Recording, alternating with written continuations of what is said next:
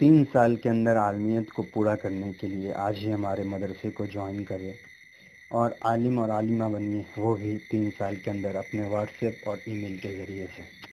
مولاي صل وسلم دائما ابدا على حبيب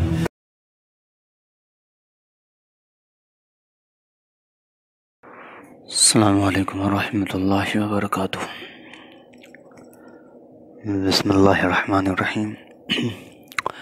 کل ہم لوگوں نے سورہ فاتحہ کی تفسیر پڑھی تھی، لیکن جلالین جو ہے وہ ڈائریکٹ اسٹارٹ ہے سورہ بقرہ سے، اسی لیے سورہ فاتحہ ہم لوگوں نے کل کسی اور کتاب سے پڑھ لیا تھا، اور آج سے ہم لوگ سورہ بقرہ جو ہے جلالین سے شروع کریں گے۔ یہاں پر میں نے سامنے کتاب میں ایک مقدمہ جو ہے امام جلال الدین سیوطی رحمۃ اللہ علیہ نے جو مقدمہ لکھا ہے اس کتاب کے ابتدا سے پہلے، اس کو آپ اسکرین پر جو ہے وہ دیکھ سکتے ہیں۔ اس مقدمے کے اندر انہوں نے 3-4 چیزیں بتائی ہیں اس کتاب کے متعلق۔ پہلی یہ چیز ہے کہ اس کتاب کو جو ہے وہ انہوں نے کیوں لکھا ہے۔ یہ اصل میں پوری کتاب جو ہے 2 رائٹرز نے مل کر لکھا ہے۔ اصل میں سورہ بقرہ سے سورہ اسراء تک جو ہے کسی اور رائٹر نے لکھا ہے، اس کے بعد جو ہے امام جلال الدین سیوطی رحمۃ اللہ علیہ نے اس کتاب کو کمپلیٹ کیا ہے۔ تو وہ یہ بتا رہے ہیں کہ اس کتاب کو لکھنے کی کیا وجہ تھی، اس کے بعد انہوں نے اس کتاب کو کس طریقے سے لکھا ہے۔ تو اس میں جو آپ کو باتیں یاد رکھنی ہیں وہ یہ کہ اس میں انہوں نے مختلف قرأتوں کے بارے میں تذکرہ کیا ہے۔ کتاب کے اندر جس لفظ کے جو ترجمے آسان کر کے بتانے تھے، اس عربی عبارت کے، اس عرب قرآن کے اس لفظ کا آسان ترجمہ کیا ہے، یا جہاں پر قرآن کریم میں کہیں مبتدا یا خبر محذوف ہے تو وہاں پر یہ مبتدا ہے تو مبتدا کو بیان کیا، خبر محذوف ہے تو خبر کو ذکر کیا۔ اس طریقے سے بالکل شارٹ کر کے قرآن کریم کو جو ہے انہوں نے قرآن کریم کی تفسیر لکھی ہے۔ تو بعض لوگ اسی وجہ سے اس کو، یا بہت لوگ اس کو عربی ترجمہ قرآن مانتے ہیں، اور بہت لوگ اس کو عربی کی بالکل جامع تفسیر مانتے ہیں جو کم الفاظ میں اپنے اندر گہرے معنی کو رکھتی ہے۔ تو آپ نے سمجھ لیا اس کے مقدمے میں اتنی ہی چیزیں تھیں۔ اب مقدمہ ایک بار آپ پڑھ لیجئے۔ بسم اللہ الرحمن الرحیم۔ الحمدللہ حمدا موافیا ہوتا ہے لنعمہ مکافئا لمزیدہ، والصلاة والسلام علی محمد وآلہ وصحبہ وجنودہ، اما بعد۔ تمام تعریفیں اللہ تعالیٰ کے لیے، اور اس نے جو نعمتیں ابھی دے رکھی ہیں اس نعمتوں پر، معافی لنعمہ ہی، جتنی نعمتیں ابھی موجود ہیں ان موجودہ نعمتوں پر، مکافئا لمزیدہ، اور ان نعمتوں پر جو آگے آنے والا ہے، الصلاۃ والسلام محمد رسول اللہ صلی اللہ علیہ وسلم پر، ان کے صحابہ پر، اور ان کے لشکر پر۔ لشکر سے مراد جو ہے آپ صالحین کو بھی لے سکتے ہیں جو ان کے بتائے راستے پر چل رہے ہیں، مجاہدہ کر رہے ہیں، بہت ساری چیزیں جس کو بھی آپ اس میں شمار کر سکتے ہیں۔ اما بعد فہذا ما اشتدت الیہ حاجۃ الراغبین فی تکمیلۃ تفسیر القرآن الکریم الذی الفہ الامام العلامۃ المحقق المدقق جلال الدین محمد بن احمد المحلی الشافعی رحمہ اللہ۔ یہاں تک ایک بات ہے، اما بعد تو معلوم ہی آپ تو فہذا، تو یہ کتاب ما اشتدت الیہ حاجۃ الراغبین، کہ میرے طلباء نے اور شوق رکھنے والے لوگوں نے، حاجۃ الراغبین مطلب شوق رکھنے والے یعنی طالب علم نے اور بہت سے لوگوں نے اس کی شدید ضرورت کو محسوس کروایا، فی تکمیلۃ تفسیر القرآن الکریم، اس تفسیر قرآن کریم کی اس تفسیر کو مکمل کرنے میں، جس کو الذی الف، جس کو لکھا تھا، جس کو شروع کیا تھا امام جلال الدین محمد بن احمد شافعی رحمۃ اللہ علیہ نے۔ ٹھیک ہے، یہ شافعی مسلک کے، اسی لیے اس پر شافعی لگا ہوا ہے۔ اس کے بعد یہاں تک بات ہو گئی، اور اسی فی سے جو ہے یہ وہ فی کے بعد یہاں وہ تتمیمی ما فاتہ، اور اس چیز کو پورا کرنے میں جو ان سے چھوٹ گیا ہے، جو وہ پورا نہیں کر پائے، یعنی کم مکمل کتاب۔ वहुवा मिन अव्वल सूरत al-बक़रह इला आखिर सूरत al-इसरा, और वो कहाँ तक उन्होंने लिखा है, सूरह बकरा से सूरह इसरा तक। बिततिम्मतिन अला नमतिही मिन ज़िक्रिन मा युफ़हमु बिही कलामुल्लाहि तआला वल एतमादी अलल अरज्जिहिल अक़वाली व इराबिन मा यहताजु इलैहि व तंबीहिन अलल क़िराअतिल मुख़्तलिफ़तिल मशहूरति अला वजहिन लतीफ़िन व ताबीरिन वजीज़िन व तर्क तत्वीली बिज़िक्रि अक़वाली गैरि मरज़ियतिन आरीबा महल्लुहा कुतुब अरबिया वल्लाहि अस्अलुन नफ़अ बिही फ़िद दुनिया व अहसनल जज़ाई अलैहि फ़िल उक़बा बिमन्निही व करमिही।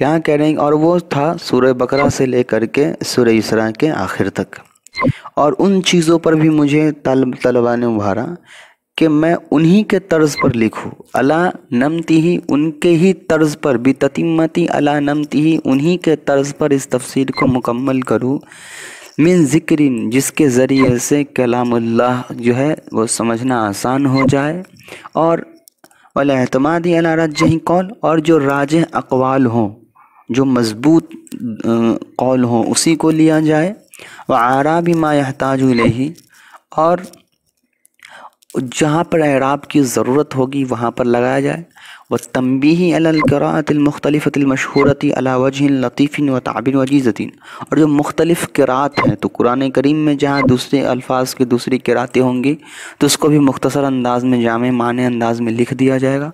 व तर्क तत्वीली बिज़िक्रि अक़वालिन गैरि मरज़ियतिन, और इस चीज़ को छोड़ दिया गया है, जो ऐसे अक़वाल को जो है छोड़ दिया गया है जो अक़वाल ज़्यादा राजे और जो है पसंदीदा नहीं थे। आरीब महल्लुहा कुतुब तफसीर, और ऐसे एराब को भी छोड़ दिया गया है जो आराम तौर पर इल्म नहव सर्फ़ वगैरह में लोग आसानी से पढ़ लेते हैं। इसके बाद मैं अल्लाह ताला से दुनिया और आखिरत में भलाई की और अच्छे जज़ा की उम्मीद रखता हूँ, से दुआ करता हूँ। यहाँ तक एक मुख्तसर मुक़दमा था जो मैंने बता दिया, असल में मुझे यहाँ से तफसीर शुरू करनी है। अब सूरह बकरा को शुरू करने से पहले हम हर एक रुकू आज पढ़ाएंगे इंशाअल्लाह, तो इस एक रुकू का मैं आपको खुलासा पेश कर देता हूँ। इस एक रुकू का खुलासा आप जो है इसको याद रखें ताकि आपको आगे चल के सबक वगैरह पढ़ने समझने में आसानी होगी। पीछे सूरह फातिहा में बंदा ने अल्लाह ताला से एक दुआ की थी कि अल्लाह ताला मुझे नेक लोगों के रास्ते पे चलाइए, इहदिना सिरातल मुस्तकीम और सिरातल लज़ीना अनअमता अलैहिम, और ऐसे लोगों के रास्ते पे जिन पर आपने इनाम बख्शा है। तो अल्लाह ताला ने किताब कुरान करीम के सूरह बकरे से लेकर के जो सूरह इखलास तक की जो आयतें थी उसमें उन्हीं लोगों के बारे में ज़िक्र किया है कि किस पर अल्लाह ताला ने इनाम दिया है। तो पीछे अल्लाह ताला बंदों ने अल्लाह ताला से दुआ की थी सिरात मुस्तकीम के लिए, तो उसी के बाद अल्लाह ताला ने उस दुआ को कबूल करके ये सारी जो है कुरान की आयतों को और सूरों को नाजिल फरमाया है। सूरह बकरा में आम तौर पे आज के जो इस रुकू है उस रुकू का जो खुलासा है वो ये है कि अल्लाह ताला ने पहले ईमान के बारे में बात की है कि ईमान क्या होता है और कोई इंसान ईमान कैसे लाता है, ईमान लाने की वजह क्या है। उसके बाद दूसरी बात उन्होंने वो लोग जो पहले से यहूद और नसारा थे, अहले किताब थे, लेकिन अच्छे लोग थे जिन्होंने बाद में इस्लाम को कबूल किया, तो अल्लाह ताला ने उनकी तारीफ़ बयान की कि ये लोग दोहरे सवाब के मुस्तहिक हैं। एक तो पहले से अहले किताब थे इस वजह से, और दूसरा बाद में उन्होंने इस्लाम को कबूल किया। उसका तीसरी बात उन्होंने कुछ ऐसे बंदों के बारे में ज़िक्र किया, ऐसे इंसानों के बारे में जो लोग ईमान नहीं लाएंगे और आप सल्लल्लाहु अलैहि वसल्लम को उन पर मेहनत करने से मना फरमाया। तो तीन चीज़ें हो गई।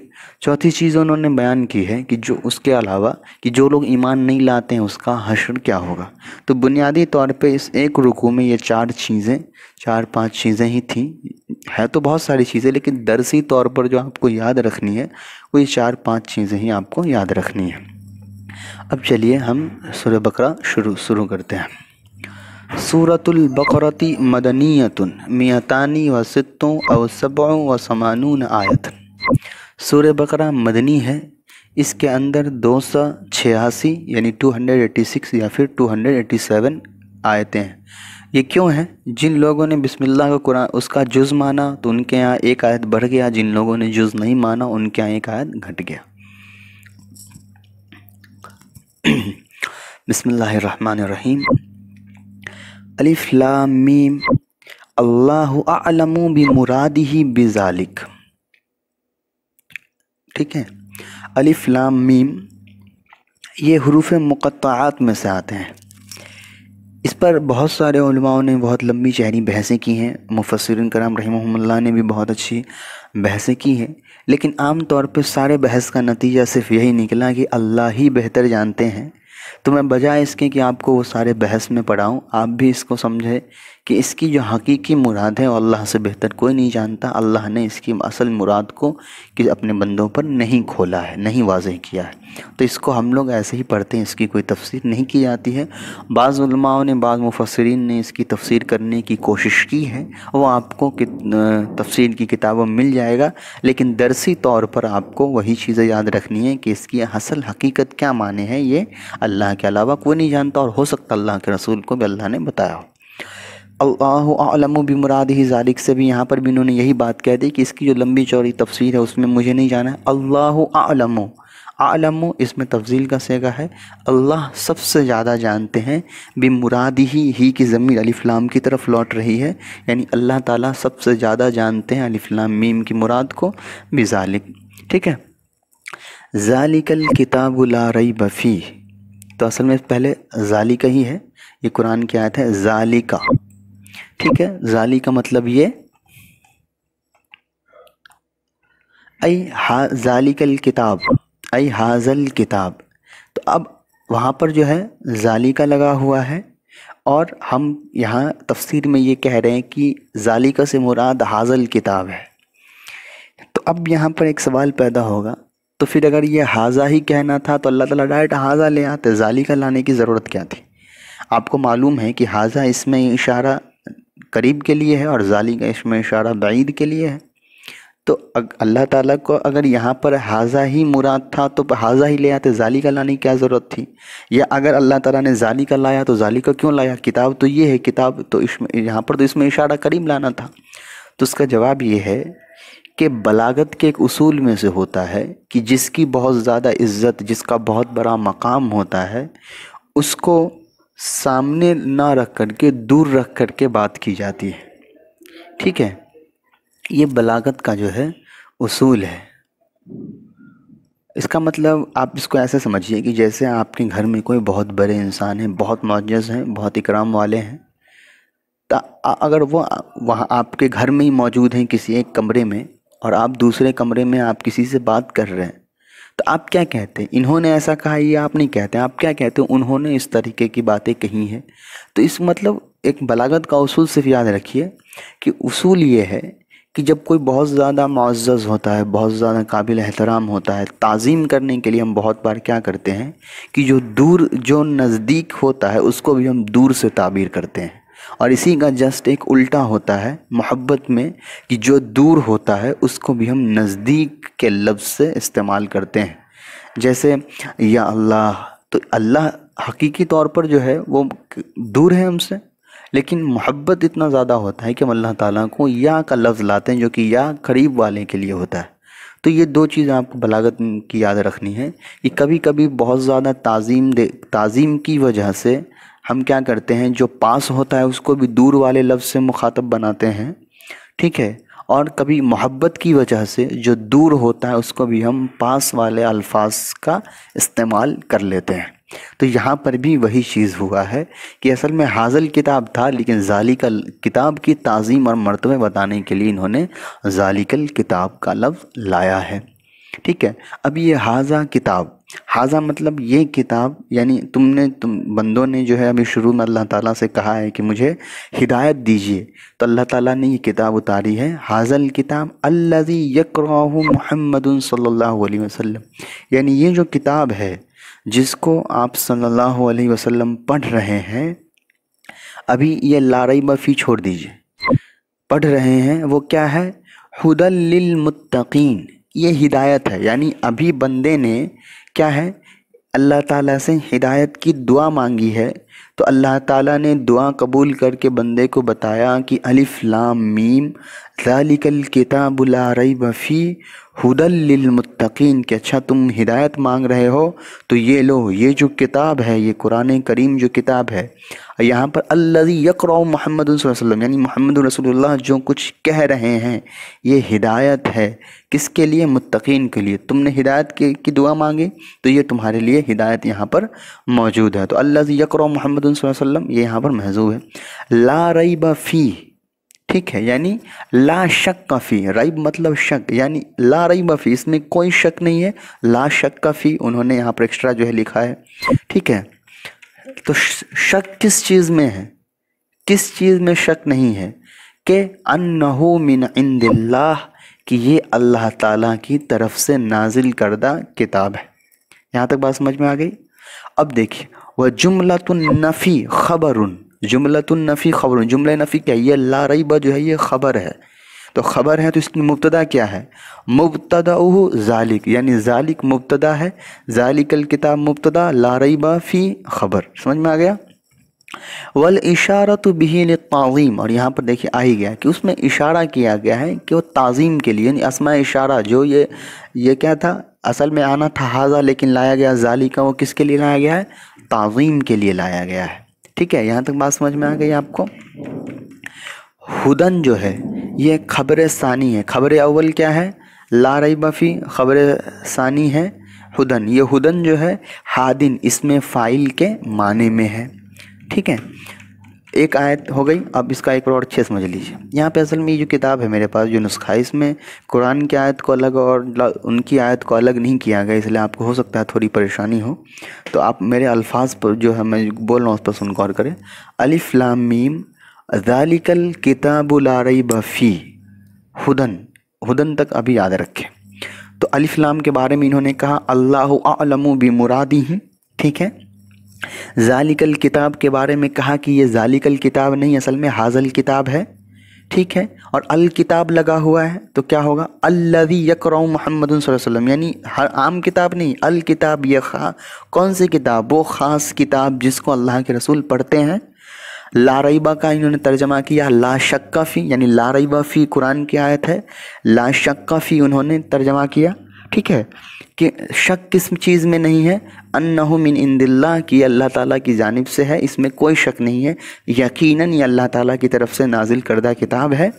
اور اس کے بعد انہوں نے کہا کہ لا ریب فی جو ہے یہ جملہ پورا یہ خبر ہے، اور ذالک الکتاب جو ہے، ذالک جو ہے یہ مبتدا ہے، تو مبتدا خبر ہو گیا۔ اور اس کا جو انہوں نے ایک بات اور بتائی کہ والاشارۃ بہ للتعظیم کے معنی میں انہوں نے بتایا کہ وہ جو ھذا کی جگہ ذالک کا استعمال کیا گیا یہ وہی تعظیم کے لیے استعمال کیا گیا، ٹھیک ہے۔ اور ھدن جو ہے یہ خبر ثانی ہے، اس میں فاعل کے معنی میں للمتقین، ھدن للمتقین، تو متقین کا انہوں نے ترجمہ کیا ہے الصائرین الی التقوی بامتثال الاوامر واجتناب النواہی لاتقائہم بذالک النار، یہاں تک۔ یعنی متقین کا ترجمہ انہوں نے کیا صائرین الی التقوی، تقوی کی طرف پہنچنے والے، بامتثال الاوامر جو حکم ہے اس کو بجا لانے کے ذریعے سے، واجتناب النواہی اور جو جن چیزوں سے روکا گیا ہے اس کے نہ کرنے کر کے، یعنی اس سے بچنے کے لیے، اور اس وجہ سے وہ کیا ہے؟ متقی ہیں، یعنی ان کو بچا لیا گیا ہے، اس وجہ سے کس چیز سے؟ جہنم کی آگ سے بچا دیا گیا، ٹھیک ہے، اس لیے ان کو متقی کہا گیا ہے۔ اب یہاں پر ایک سوال ہوگا کہ قرآن کریم کی جو آیت ہے، متقین کا ترجمہ آپ کو سمجھ میں آ گیا؟ متقین کا انہوں نے ترجمہ کیا ہے وہ آدمی جو نیکی کی طرف بڑھتا ہو، اچھے کام کرتا ہو، برے کام سے بچتا ہو، اور اس کو متقی کیوں کہا گیا ہے؟ اس لیے کہ اس کو جہنم کی آگ سے بچا لیا گیا، تو وہ متقی ہے، ٹھیک ہے، یہ ترجمہ انہوں نے کیا ہے۔ سوال یہ ہوگا یہاں پر کہ متقین جو ہے، یہاں پر اللہ تعالیٰ کیا کہہ رہے ہیں؟ ذالک الکتاب لا ریب فیہ ھدی للمتقین، ہدایت ہے متقی لوگوں کے لیے۔ تو اس کا مطلب یہ ہوگا کہ جو انسان متقی ہوتا ہے وہ تو پہلے سے ہدایت پہ ہوتا ہے، راہ راست پر ہوتا ہے، تو اس کا مطلب یہ ہوا کہ جو لوگ راہ راست پر نہیں اس کو تو یہ کتاب ہدایت نہیں دے گی۔ تو اس سے کیا ہوا کہ ایک جو بہت بڑا طبقہ ہے وہ تو کٹ گیا۔ تو اس کا جواب یہ ہے کہ متقین سے مراد وہ لوگ ہیں جو لوگ حقیقی طور پر تقوی اختیار کرنا چاہتے ہیں، راہ راست پر آنا چاہتے ہیں، یہ کتاب ان کو سیدھا راستہ دکھا دے گی۔ اس کا مطلب یہ نہیں کہ جو لوگ بہت نیک ہو گئے ہیں صرف انہیں کو یہ کتاب ہدایت دے گی۔ یہاں پر ہدی للمتقین سے مراد ہے وہ لوگ جو حقیقی طور پر دل کے اندر یہ شوق رکھتے ہیں کہ ان کو صحیح راستہ ملے، نیک راستہ ملے، تو ان لوگوں کو یہ کتاب کیا کرے گی؟ ہدایت دے گی۔ ٹھیک ہے، الذین یؤمنون کا یہاں پہ ترجمہ انہوں نے کیا؟ یصدقون۔ میں پہلے کیا کرتا ہوں کہ قرآن کی جو آیت ہے اس کو میں مارک کرتا ہوں، آپ دیکھیں، الذین یؤمنون بالغیب ویقیمون الصلاۃ ومما رزقناہم ینفقون۔ تو یہ جو ریڈ والا ہے یہ قرآن کی آیت ہے، ٹھیک ہے۔ الذین یؤمنون، وہ لوگ جو ایمان رکھتے ہیں غیب پر، نماز قائم کرتے ہیں اور اللہ تعالیٰ نے جو کچھ بھی ان کو عطا کیا ہے اس میں سے خرچ کرتے ہیں۔ مما رزقناہم ینفقون، ینفقون مطلب خرچ کرتے ہیں۔ لفظی میں اس کا لغت تشریح نہیں کر رہا ہوں اس کے الفاظ، اس لیے کہ بہت آسان ہے، سٹارٹنگ میں اس کی کوئی تشریح وغیرہ کرنے کی ضرورت نہیں ہے۔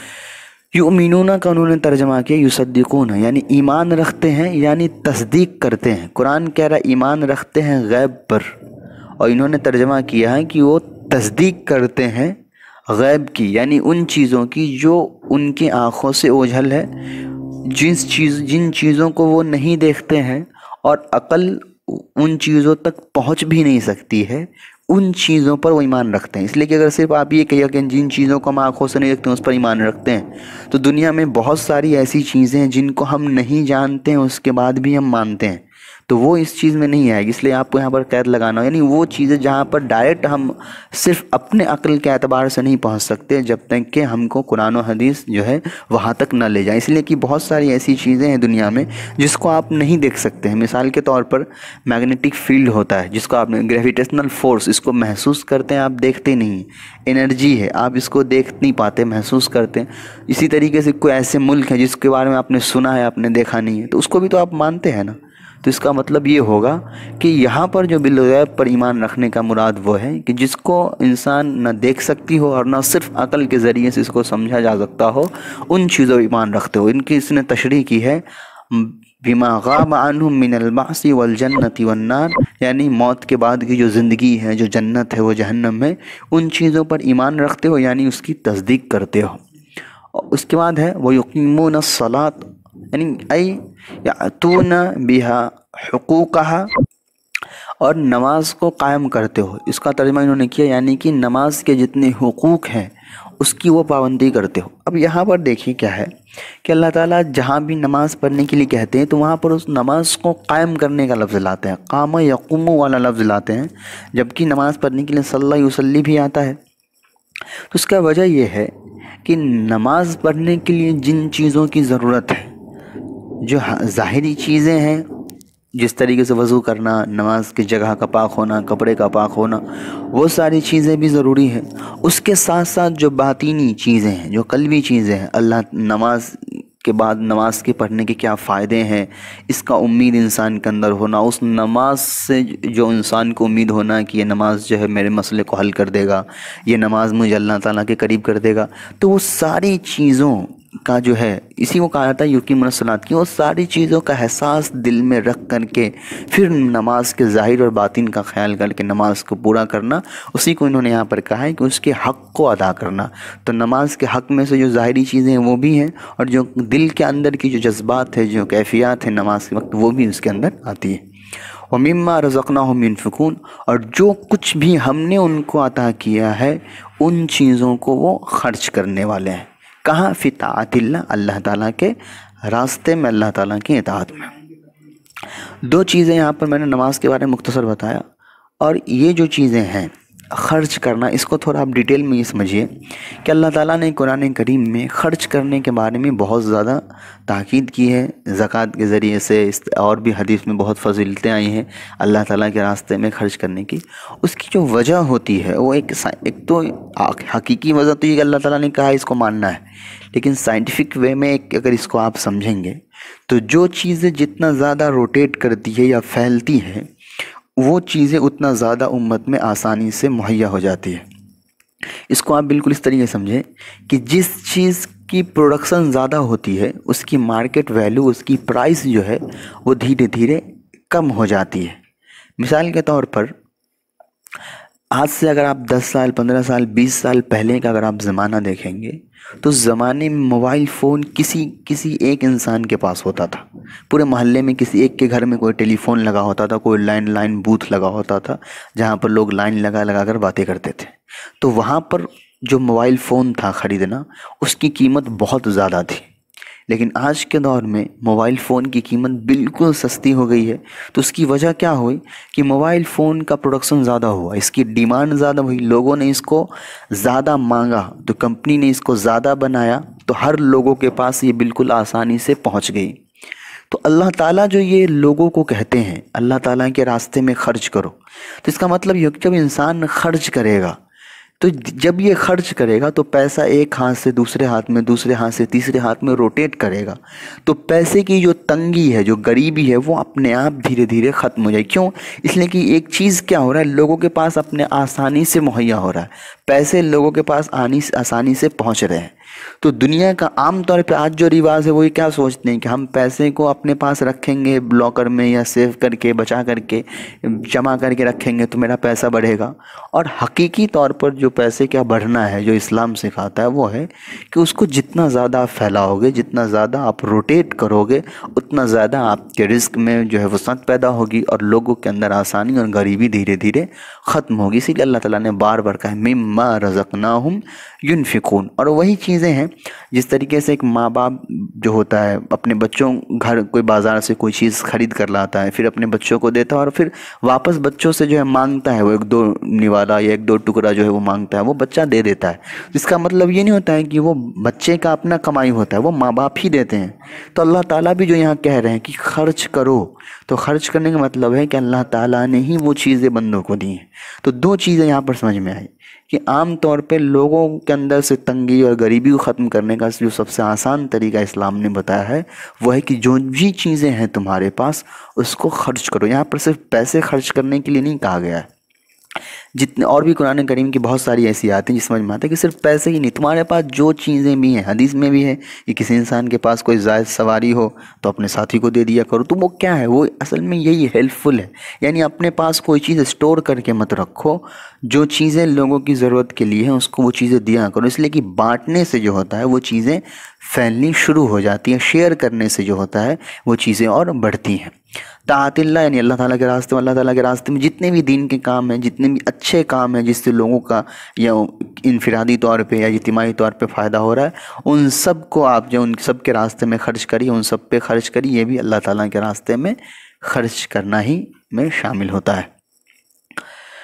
والذین یؤمنون بما انزل الیک ای القرآن، انزل الیک یعنی ای القرآن، آپ ای اگر اس کو مضاف مانیں گے تب، لیکن اس کو آپ مفسر مانیں ای القرآن بما انزل من قبلک ای التوراۃ والانجیل وغیرہما وبالآخرۃ ہم یوقنون۔ اور اس کے بعد یہاں پر جو ہے انہوں نے کہا کہ وہ لوگ جو ایمان رکھتے ہیں جو آپ پر بھی، تو یہاں پر خاص طور پہ جو ان لوگوں اہل کتاب کے بارے میں ذکر ہے جن لوگوں نے پہلے کی کتاب پر بھی ایمان رکھا تھا اور آپ صلی اللہ علیہ وسلم نے جب قرآن لایا اور آپ صلی اللہ علیہ وسلم کی نبوت کو انہوں نے تسلیم کیا اور قرآن کریم کے احکام کے ساتھ انہوں نے اپنی زندگی کو گزارا، تو ان کے بارے میں اللہ کہہ رہے ہیں کہ وہ لوگ جو لوگ ایمان رکھتے ہیں، ایمان لاتے ہیں جو چیزیں آپ پر اتاری گئی، یعنی قرآن کریم جو آپ پر اتاری گئی اس پر بھی، اور وہ چیزیں جو آپ سے پہلے بھیجی گئی تھی دنیا میں، یعنی تورات انجیل جو حقیقی شکل تھی اس کی وہ، اور اس کے علاوہ اور بھی جو دیگر کتابیں ہیں اس پہ، وبالآخرۃ ہم یوقنون، اور آخرت پر وہ زیادہ ایمان رکھنے والے ہیں، یعنی یعلمون، آخرت کو جاننے والے ہیں۔ اب یہاں پر جو ہے جو اس میں جو سمجھنی ہے وہ بالآخرۃ ہم یوقنون، تو آخرت کا جس کے اندر احساس پیدا ہو جاتا ہے، یعنی جس انسان کے اندر بھی اس چیز کا احساس پیدا ہو جاتا ہے کہ مجھے اس کا جواب دینا ہے۔ اگر ایک مسلمان کو یہ معلوم ہو جاتا ہے کہ مرنے کے بعد مجھے اپنی دنیاوی زندگی کا حساب و کتاب دینا ہے، تو دنیا میں کوئی قانون لگائے یا نہیں، کوئی اس کو دیکھ رہا ہو یا نہ دیکھ رہا ہو، وہ ہمیشہ اپنی زندگی اس اعتبار سے گزارتا ہے کہ اس کو آخرت میں اس کا جواب دینا ہے۔ اور بالکل اسی کا جسٹ الٹا، اگر کسی انسان کو اس چیز کا خیال نہیں ہے کہ مرنے کے بعد میں مجھے اپنی زندگی کے ایک ایک پل کا حساب و کتاب دینا ہے، تو وہ انسان پھر اپنی زندگی اپنے حساب سے جیتا ہے، اس کو جو دل میں آتا ہے وہ کرتا ہے، چاہے قانون لگے یا نہ لگے۔ اسی لیے جس اللہ تعالیٰ نے یہ بار بار یہ کہا ہے مسلمانوں کو کہ تم آخرت پر ایمان رکھنے والے بنو، اس لیے کہ دنیا میں رہ کر اگر تمہارے دل کے اندر یہ خیال پیدا ہوگا کہ مرنے کے بعد تم کو دنیا میں کیے گئے کام کا حساب و کتاب دینا ہے، تو اس سے کیا ہوگا کہ آٹومیٹک تمہارے دنیا کے جو اعمال ہیں وہ اچھے ہو جائیں گے۔ کوئی دیکھ رہا ہو تب بھی، کوئی نہیں دیکھ رہا ہو تب بھی، تم اکیلے میں بھی کوئی ایسا کام نہیں کرو گے جو کام تمہارے مرنے کے بعد کی زندگی کو نقصان پہنچا دے گا۔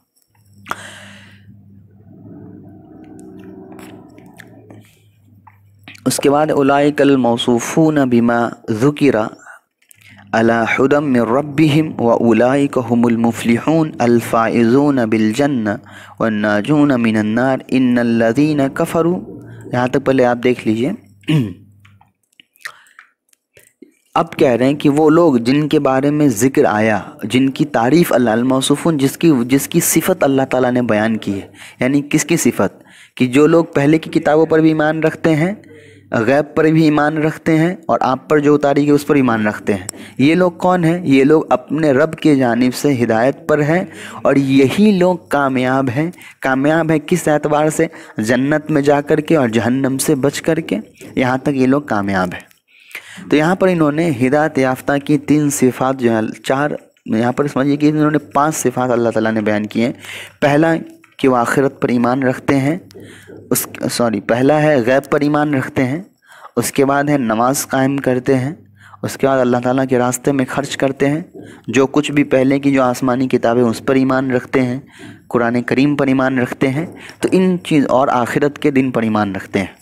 تو ان لوگوں کے بارے میں اللہ تعالیٰ نے کہا کہ یہ لوگ اپنے رب کے جانب سے ہدایت پر ہیں، اور یہی لوگ کامیاب ہیں۔ تو اب پیچھے بندہ نے جو دعا مانگی کہ اللہ تعالیٰ مجھے ہدایت کے مجھے راہ راست پر لے چلیے، تو اللہ تعالیٰ نے یہاں جواب دیا کہ اگر تم کو راہ راست پر جانا ہے تو یہ کام جو ہے تم کو کرنے ہوں گے، اور انہوں نے کام کی لسٹ بندوں کو دے دی ہے۔ اب جب کامیاب لوگوں کے بارے میں بتا دیا ہے، تو اب آپ قرآن کریم کا ایک جو ہے طریقہ ہے کہ اگر اللہ تعالیٰ جنت کا ذکر لاتے ہیں تو فوراً جہنم کا بھی ذکر لاتے ہیں، اور اگر نیک لوگوں کا ذکر لاتے ہیں تو وہاں پر پھر جو ہے برے لوگوں کا بھی ذکر آتا ہے۔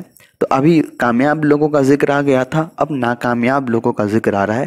ان الذین کفروا، کہ بے شک وہ لوگ جن لوگوں نے انکار کیا، کفر کیا، پھر انہوں نے جلالین کی یہاں سے یہاں تک ہے کیا کہ ابی جہل و ابی لہب، کہ ابو جہل یا ابو لہب یا ان کے علاوہ نحوہما، ان لوگوں کے علاوہ کفار مکہ یا کفار مکہ کے علاوہ، چونکہ قرآن کریم قیامت تک کے لیے تو وہ سارے لوگ، سواء علیہم انذرتہم، ان کے لیے برابر ہے آپ ڈراؤ یا نہ ڈراؤ۔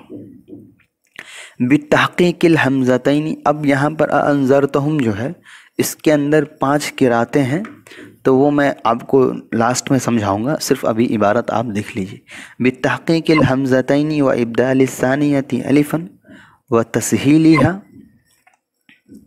و ادخال الالف بین المسہلۃ والاخرى و ترکی، ام لم تنذرہم لا یؤمنون، سواء علیہم انذرتہم، برابر ہے ان کے لیے اگر آپ ڈراؤ، یا ام لم تنذرہم لا یؤمنون، یا ان کو نہ ڈراؤ، ان کے لیے برابر ہے، وہ لوگ ایمان نہیں لائیں گے۔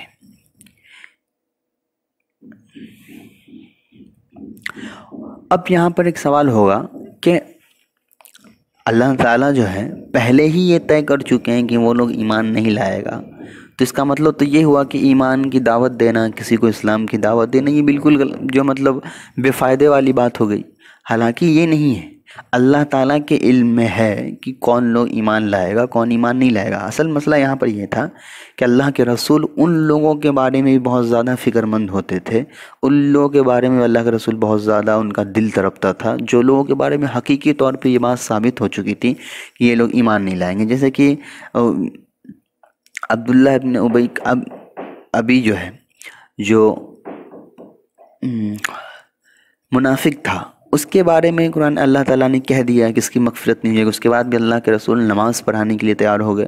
تو جب عام دنیا میں عام جو داعی ہوتے ہیں، جو لوگ اسلام کو پیش کرتے ہیں، ان کے اندر اسلام کے لیے دعوت کے لیے سب کچھ قربان کر دینے کا جذبہ ہوتا ہے، تو اللہ کے رسول صلی اللہ علیہ وسلم کے جو کہ سب سے بڑے مبلغ تھے، ان کے اندر کتنا زیادہ جذبہ ہوگا۔ تو ان کو بتا رہے ہیں اللہ تعالیٰ کہ آپ ان کے لیے پریشان مت ہوئیے، آپ ان کو کہیے یا نہ کہیے، یہ لوگ برابر ہیں، ان کو کچھ سمجھ میں نہیں آنے والا ہے، یہ لوگ ایمان نہیں لائیں گے۔ لِعِلْمِ اللَّهِ مِنْهُمْ ذَلِكَ، اس لیے کہ اللہ تعالیٰ ان کو جانتے، عالم اللہ بھی کہہ سکتے ہیں منہم ذالک، اس لیے کہ اللہ تعالیٰ یقیناً ان کو اس بات کو جانتے ہیں۔ فلا تطمعوا فی ایمانہم، تو ان کے ایمان لانے، فلا تطمعوا فی ایمانہم وانذار علام مع تخویف، ختم اللہ علی قلوبہم طبع علیہا واستوثق فلا يدخلها خیر وعلی سمعہم ای مواضعہ فلا ينتفعون بما يسمعون من الحق وعلى ابصارهم غشاوة غطاء فلا يبصرون الحق لهم عذاب عظیم قوی دائم۔ یہاں تک جو ہے ایک رکو ہے آپ کے، لیکن اس قرآن میں اس نسخے میں جو ہے وہ قرآن کی آیت کو تھوڑا الگ نہیں کیا گیا، دونوں ایک ہی ٹیکسٹ میں جو ہے لکھ دیا گیا ہے، اس لیے آپ کو ہو سکتا ہے کہ اس میں پریشانی ہوگی۔ تو بیٹر یہ ہے کہ آپ کے پاس جو نسخہ اس میں آپ قرآن کریم کی آیت کو الگ دیکھ لیں اور اس کے بعد اس کی جو ہے ٹرانسلیشن دیکھیں۔ یہاں تک جو انہوں نے باتیں کہی ہیں وہ یہ، اس کا پس منظر یہ ہے کہ آپ ان کو ڈرائیں یا نہ ڈرائیں، وہ لوگ ایمان لانے والے نہیں ہیں، اور وہ ایمان لانے والے اس لیے نہیں کہ پہلی بات تو یہ ہے کہ آپ ان کے ایمان لانے کے چکر میں آپ نہ پڑیں، ان کے ایمان لانے کی وجہ سے آپ زیادہ اپنے دل پر بوجھ مت ڈالیے، اپنے آپ کو پریشانی میں مت ڈالیے ان کے ایمان کے لیے، اس لیے کہ ان کو ڈرانا اور نہ ڈرانا دونوں جو ہے وہ بالکل عام بات ہے، آپ ڈرائیے نہ ڈرائیے، وہ ایمان لانے والے نہیں۔ اس کا ریزن پھر اللہ تعالیٰ آگے بتا رہے ہیں کہ اللہ تعالیٰ نے ان کے دلوں پر مہر لگا دیا، ٹھیک ہے، اور دلوں پر مہر لگا دینے کی وجہ سے کیا ہوا کہ ان کے دل کے اندر اب کوئی خیر کی باتیں نہیں پہنچتی ہے، اور ان کے کانوں پر بھی مہر لگایا، یعنی اب وہ اچھی چیزیں، خیر کی چیزوں کو نہ سن پاتے ہیں، نہ اس سے فائدہ پہنچا پاتے ہیں، اور ان کی آنکھوں پر پردہ پڑ گیا ہے، اسی لیے اب وہ خیر کی چیزوں کو دیکھ بھی نہیں پاتے ہیں۔ تین چیزیں اللہ نے بتائی کہ آپ ان کو جو ایمان، آپ ان کو جو جتنی باتیں آپ بتا رہے ہیں دین کی، بھلائی کی، ان کو برابر ہے، آپ بتاؤ نہ بتاؤ ان کو کچھ سمجھ میں نہیں آنے والا ہے، کوئی ان کا فائدہ نہیں، اس لیے کہ جتنی چیزیں سمجھ بوجھ کی ہوتی ہے، دل گواہی دیتا ہے کہ یہ چیز سچ ہے یا غلط ہے، اللہ تعالیٰ نے دل کو بھی بند کر دیا۔ کان سے کوئی خیر کی چیز سنتا ہے تو کان کو بھی اللہ تعالیٰ نے بند کر دیا۔ کوئی انسان آنکھ سے کسی چیز کو دیکھ کر کے جج کرتا ہے کہ یہ انسان صحیح ہے یا نہیں، یہ کام صحیح ہے نہیں، اللہ تعالیٰ نے اس کے آنکھوں پر بھی پردہ ڈال دیا ہے۔ یعنی مطلب کیا ہے کہ جتنی چیزوں سے وہ یہ چیز جج کر پاتے، یہ فیصلہ کر پاتے کہ یہ چیزیں صحیح ہے، یہ چیزیں غلط ہے، اللہ تعالیٰ نے وہ ساری چیزیں بند کر دی ہے، دل کے راستے بند کر دیے، آنکھ اور کان کے بھی راستے بند کر دیے۔ تو اس کی وجہ سے کیا ہوا، آپ ڈراؤ یا نہ ڈراؤ ان پر کوئی اثر نہیں پڑنے والا ہے، ٹھیک ہے۔ اس کے بعد اب ایک آیت میں رزلٹ دے رہے ہیں وَلَهُمْ عَذَابٌ عَظِيمٌ، کہ ان کے لیے دردناک سزا ہے، ٹھیک ہے، یعنی ایسا سزا جو ہمیشہ ہمیشہ باقی رہنے والا ہے اور بہت زیادہ خطرناک اور دردناک ہے۔ یہاں تک سمجھ میں آ گئی۔ اصل میں یہ نسخہ جو ہے اس کو میں انشاءاللہ کل بدل دوں گا، ٹھیک ہے۔ ابھی آپ کو نوٹس میں ویسے دے دوں گا، نوٹس کے اندر جو ہوں گی ہر آیت کے سامنے جو ہے بالکل اس کی تشریح جو ہے، اس کے معنی لکھے ہوں گے، جلالین کے بھی معنی اور جو لغت کے جو معنی وہ بھی لکھے جائیں گے۔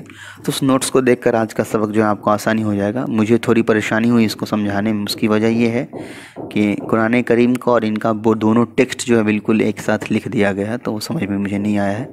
اگلے دن سے انشاءاللہ اس نسخے کو بدل دیتا ہوں. فی الحال میں نوٹس دے دوں گا اس کا، نوٹس کے پیٹرن پہ آپ اس ویڈیو کو دیکھ کر کے سمجھ لیں.